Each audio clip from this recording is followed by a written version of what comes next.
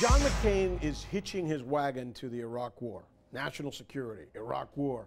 Is that going to be a winner for him, do you think? I think it's absolutely, it's a good thing to be campaigning on, considering that we are in a time of war.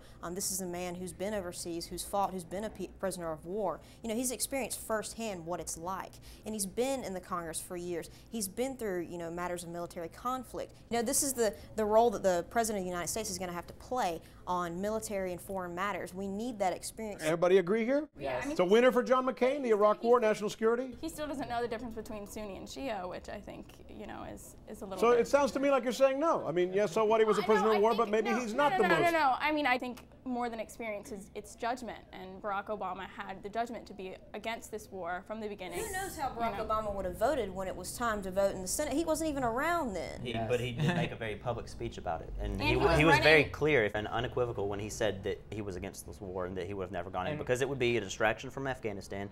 Same thing that he's saying now, and the same thing that appears to be true. He said that it would diminish our standing in the world, which is true. I mean, he made a lot of these calls before before anybody was willing to. You want out of Iraq? Yeah, absolutely. You want out of Afghanistan? No, I think we need to send more troops to Afghanistan. Obama says he'll get out of Iraq in 16 months. Mm-hmm.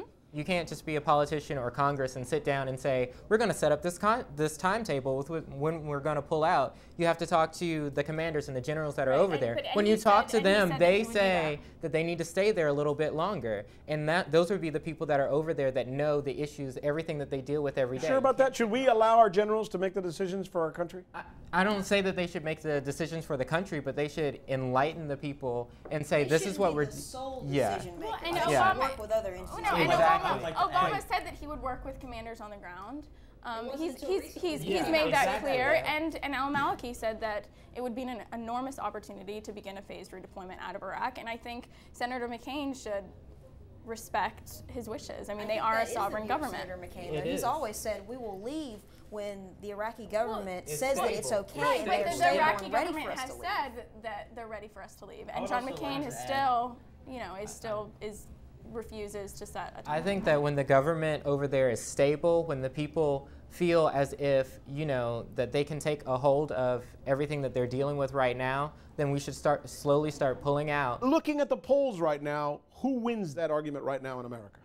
Probably Barack Obama, because most of the public is still against this war. They may think that John McCain would be the better commander-in-chief for experience reasons, but I think as far as Iraq goes in general, most people still want us out. I think Senator John McCain wins because although, and he's recognized that it may not have been the best decision, and the American public, the majority of them are against the war currently. And poll after poll, it's shown that they disapprove of what's going on.